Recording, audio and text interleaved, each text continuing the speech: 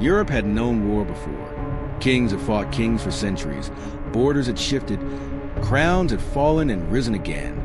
Yet nothing could prepare the continent for what came at the dawn of the 19th century, an age when cannon spoke louder than thrones, when an unknown Corsican officer would shatter empires older than memory, when millions would die, not for land alone, but for ideas.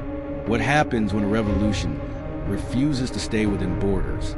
What happens when a man believes history itself has chosen him to rule? And what price does the world pay when ambition marches faster than reason? From frozen Russian fields littered with the dead, to burning Spanish cities soaked in blood, from the thunder of cavalry at Austerlitz to the mud of Waterloo, this was not only a war of armies. It was a war of nations, of ideologies, of human endurance pushed to collapse. By the time it ended, Europe would be unrecognizable. Millions of lives would be erased. And one man's dream of empire would become history's most famous warning. This is the story of the Napoleonic Wars. Not the legend, not the myth, but the brutal, human, unforgettable reality. Stay until the end, because this war did not truly end in 1815. Its consequences still shape the world you live in today. The Napoleonic Wars were not born on battlefields. They were born in the streets of Paris. In 1789, the French Revolution destroyed a political order that had ruled Europe for centuries. A king was dethroned, nobility fled or died, power shifted from crown to people, and across Europe's royal courts, fear spread like fire. If the French monarchy could fall, every monarchy was at risk.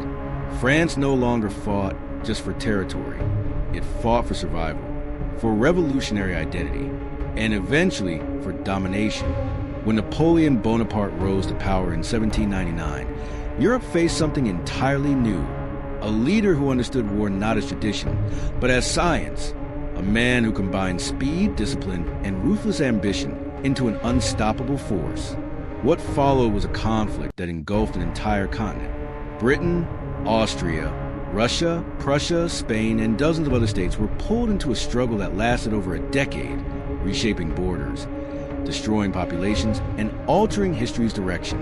By the end, between 3.5 to 6 million people would be dead, soldiers and civilians alike. Cities burned, economies shattered, generations traumatized. This documentary will take you through the rise, explosion, and collapse of the Napoleonic Wars. You'll understand why Europe feared Napoleon, why millions followed him, why millions died resisting him, and why the world that came after him was built on the lessons learned from his ambition. To understand the Napoleonic Wars, one must understand the fear that followed the French Revolution.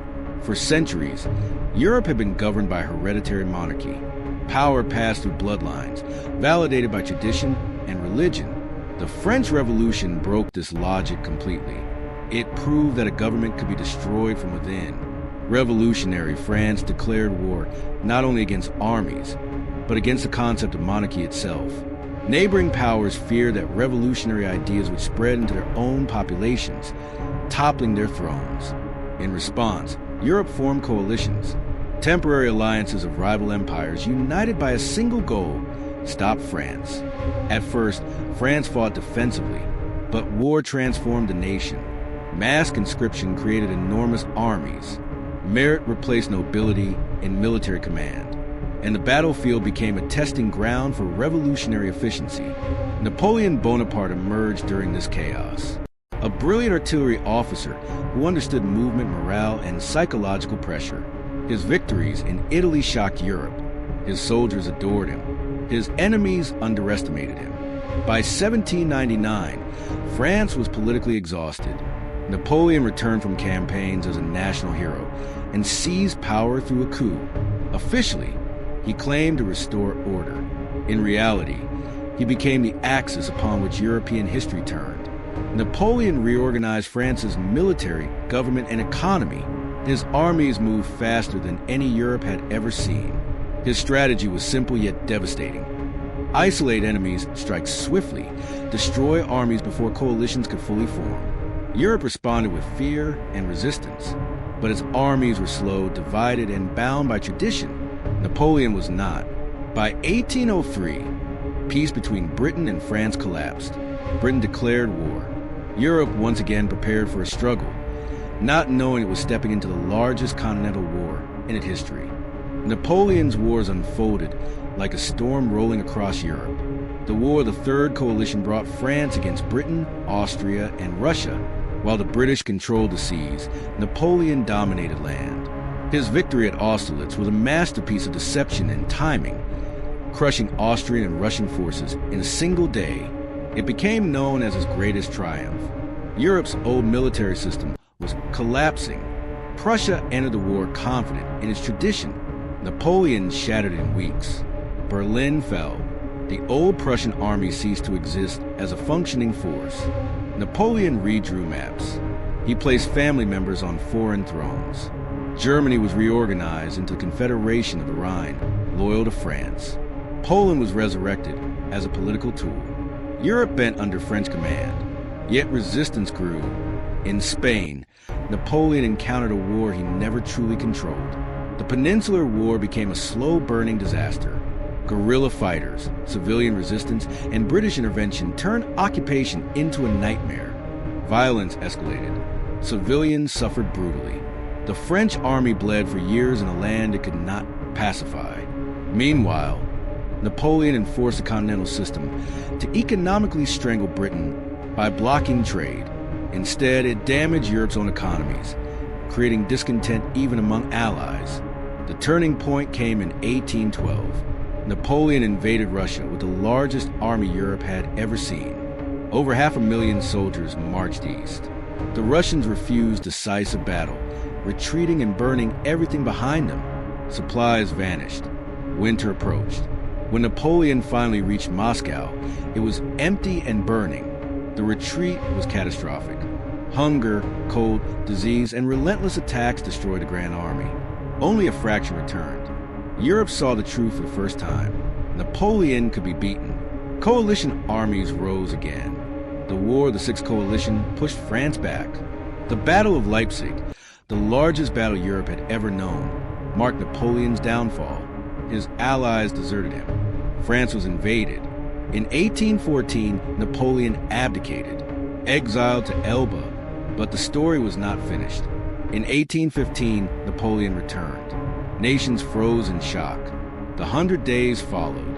Europe mobilized with urgency never before seen. At Waterloo, Napoleon faced British and Prussian armies. Mud slowed movement. Delays proved fatal. Allied coordination held. When the Prussians arrived, the battle turned. Napoleon was defeated for the final time. This time, there would be no return. Behind every march was fear. Behind every victory was human suffering. Napoleonic warfare was relentless. Soldiers faced exhaustion, disease, hunger, and death. Armies lived off land, leaving civilians starving.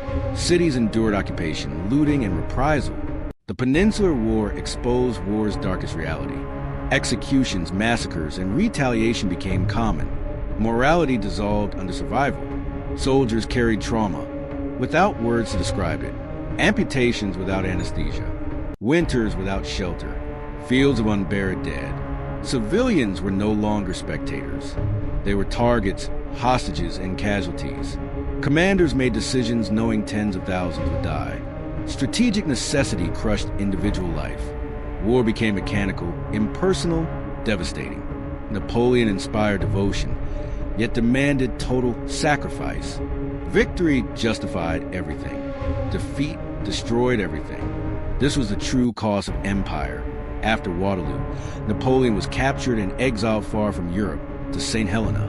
There would be no escape.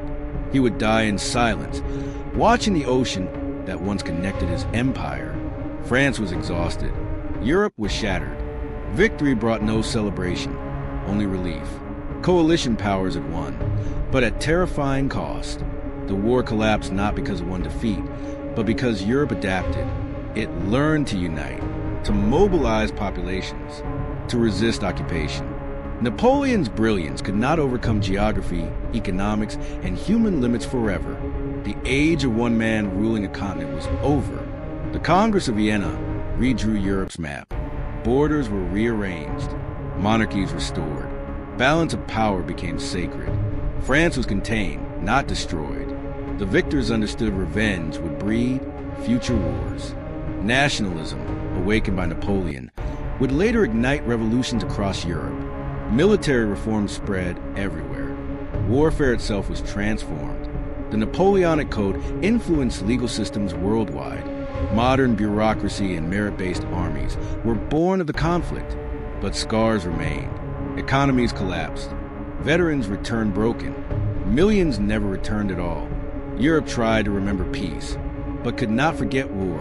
The Napoleonic Wars ended on paper in 1815, but their echoes never faded.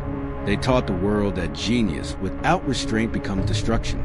That revolution without limits creates empire. That ambition, once unleashed, demands blood.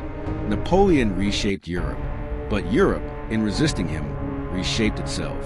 Every modern war carries a shadow, his strategies, his mistakes. History remembers emperors, but it mourns the millions who carried their dreams, their uniforms, and their fear into fields they would never leave. And the lesson remains unchanged. No matter how powerful a man becomes, no matter how vast an empire grows, war always demands a price humanity can never truly afford. If you believe history is more than dates and textbooks, if you want to understand the real human cost of war, the decisions that shape nations, and the truths often left untold, then subscribe to this channel.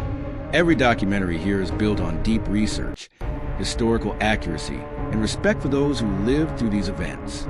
No sensationalism, no fiction, just history as it truly was. Subscribe now and turn on notifications, so when history speaks again, you won't miss a single moment.